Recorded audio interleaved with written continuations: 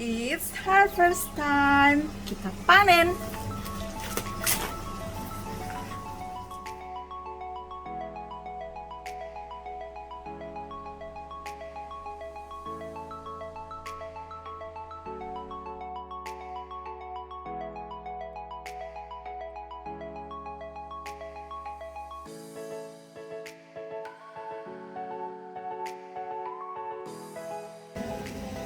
Tada! Hasil panenanku sudah siap. Siapa yang mau semai tanaman yang segar kayak gini? Setiap hari kamu bisa panen semaian atau sayuran yang segar kayak gini. No pestisida. Sehat jadinya kan? Siapa yang mau?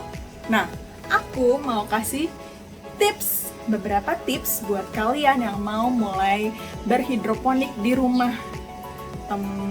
Sebenarnya sih susah-susah gampang, tapi aku bingung. Kebanyakan orang tuh bilang kalau hidroponik itu susah, hidroponik itu mahal, hidroponik itu repot, seperti ngurusin bayi lagi. Memang sih seperti ngurusin bayi lagi, tapi hasilnya itu nggak akan mengecewakan karena kamu bisa makan sayuran yang sangat sehat, seger, bernutrisi, dan yang pastinya tidak berpestisida seperti di pasar-pasar atau mungkin di supermarket. Nah, tips yang pertama itu kamu harus siap menyediakan tempat paling tidak 1x2 meter, dan tempat tersebut harus terkena 6 jam sinar matahari langsung. Kalau kurang dari 6 jam, tanaman sih bisa tumbuh, semaian bisa tumbuh, cuma hasilnya yang pasti tidak akan semaksimal kalau bisa lebih dari 6 jam sinar mataharinya. Tips yang kedua, pakai alat-alat yang sederhana aja, nggak usah mahal-mahal. Aku sekarang udah pakai guli kan, tapi waktu awal mula aku belajar hidroponik, aku tuh pakai botol bekas AMDK gitu. Terus aku pakai box styrofoam, nih kayak gini, kayak gitu. Sederhana sebenarnya, murah lagi kan. Lalu tips yang ketiga, kalian coba tanam semaian yang mudah, seperti misalnya sawi-sawian seperti ini. Aku tanam pakcoy, ada bunchen, ada samhong. Sebenarnya ini mereka adalah jenis semaian, jenis tanaman yang mudah untuk disemai. Dan tips yang keempat ini kita harus bisa memenuhi kebutuhan dari semaian kita, dari tanaman kita. Ada 5 unsur yang kita harus penuhi. Yang pertama, air. Karena ini adalah tanaman hidroponik, otomatis air adalah unsur utama yang harus kita penuhi. Lalu yang kedua, nutrisi. Dengan nutrisi yang tepat sesuai dengan usianya, kita akan mendapatkan hasil yang sangat maksimal, yang lebih maksimal. Yang ketiga, sinar matahari. Seperti tadi di awal, aku bilang kalau perlu yang namanya sinar matahari minimal 6 jam. Minimal loh ya, minimal.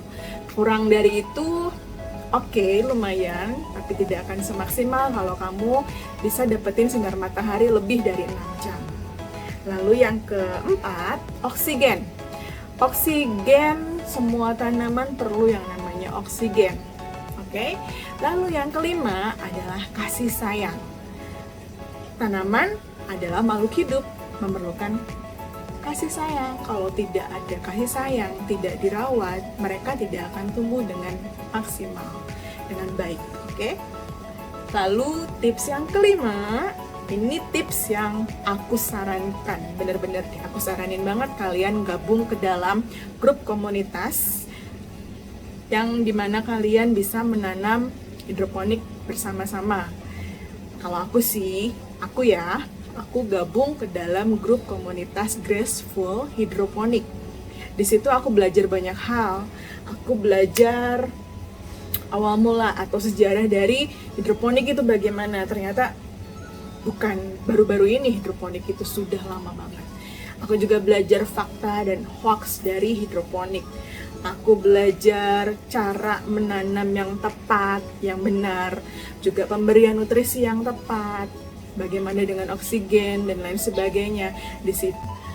Nah, coba gabung ke satu komunitas hidroponik di mana kamu bisa dapat pengetahuan di situ dan juga bisa